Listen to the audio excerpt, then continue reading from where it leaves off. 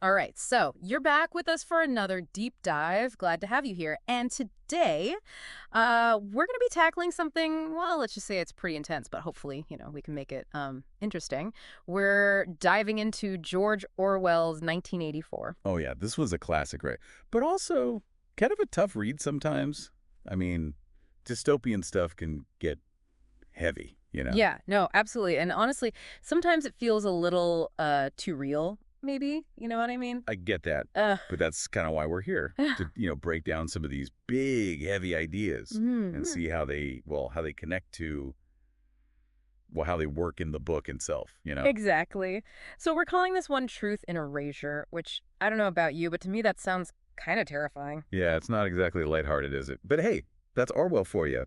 Dude did not shy away from the dark stuff. Nope, you did not. Okay, so for starters, let's talk about memory, like how it works in the book, how the party uses it. Right, right. Because it's not just about the present, is it? In 1984, the party, they're obsessed with controlling the past, too.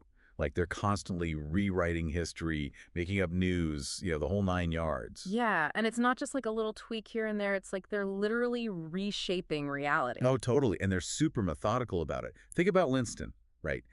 His whole job at the Ministry of Truth, it's literally to fabricate the past. Like, stuff disappears down the memory hole, people become unpersons, poof, gone. It's crazy, and they're not even hiding it, really. It's like they want you to know they can do it, that they have that power. Yeah, it's about control, Yeah. right? Like, if you can control the past, you control the present, too. Huh. And you make sure there's no way to challenge your version of things. That's just, I mean, that's chilling. And then, of course, there's newspeak. And I think this is where it starts to feel really, really creepy. Because it's not just about simplifying language. It's about, well, it's about controlling thought itself, Yeah, right? exactly. Like Orwell's idea is if you get rid of the words for certain ideas, you can get rid of the ideas themselves. So, like, if you get rid of the word freedom, people can't even think about freedom anymore. That's the idea, yeah.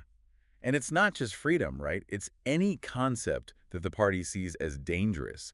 They narrow down the language, limit what you can express, and in doing so, they limit what you can even think. It's just wild. It's like they're trying to shrink your brain, Make it impossible to think outside their little box. Yeah, that's a good way to put it. And the thing is, even though Newspeak is this extreme fictional example, it does make you think about how language shapes our thoughts in general, right? Mm. Like the words we have, the way we structure our sentences, it all influences how we see the world. It's scary to think about. Like how much of what we believe, what we think, is shaped by the language we use. Okay, so we've talked about memory, we've talked about newspeak. Now we got to talk about doublethink. And I'll admit, this one is a bit of a head scratcher for me. It's a trip, for sure. It's like, think of it as the mental gymnastics of believing two totally opposite things at the same time. And not just pretending to believe them, like actually believing them. Exactly. And it's not like, being hypocritical or lying. It's more like this weird mental state where you can just accept contradictions without freaking out. Yeah. And the party uses this, like, big time. But how? Like, give me an example of what this actually looks like in the book. Well, look at those party slogans, right? War is peace, freedom is slavery, ignorance is strength. I mean, those are like textbook doublethink right there. Totally contradictory, yet people in the party, they're expected to accept them as absolute truth. It's mind-blowing. And the thing is, they don't even question it, right? Right. And the scariest part, Winston, the main character, he eventually gets to the point where he genuinely believes that 2 + 2 = 5. It's not just about him saying it. He's been so thoroughly brainwashed that he actually believes it. It shows you the power of doublethink, how it can literally warp your sense of reality. It's a bit much, isn't it? Makes your head spin a little. So we see how the party controls information, how they manipulate language and thought, how they make people accept contradictions. But, I mean, doesn't anyone resist? Well, that's where Winston comes in, right? He's like the embodiment of this individual struggle against this massive, all-powerful system. He starts small, keeping a diary, having a forbidden relationship.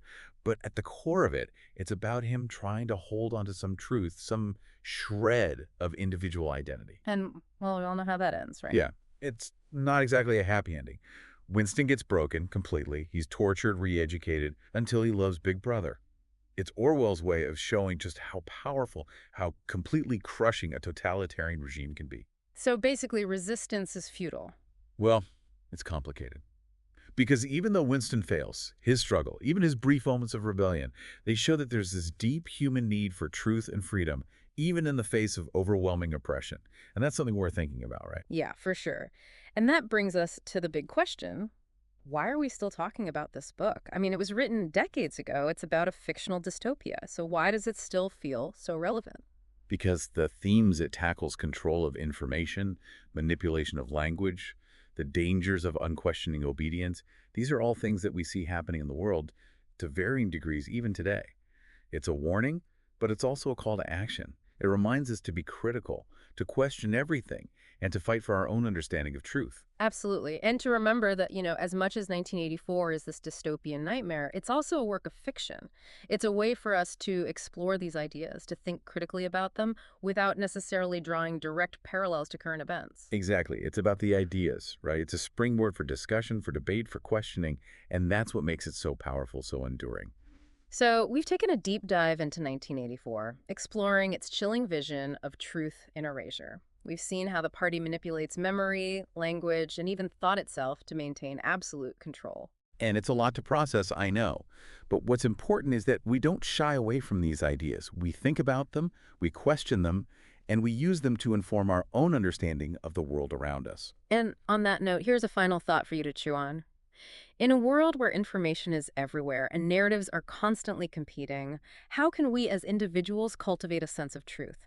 How do we know what to believe? And what happens when our own memories, our own understanding of history become contested or controlled? Something to think about. And as always, thank you for joining us for another deep dive.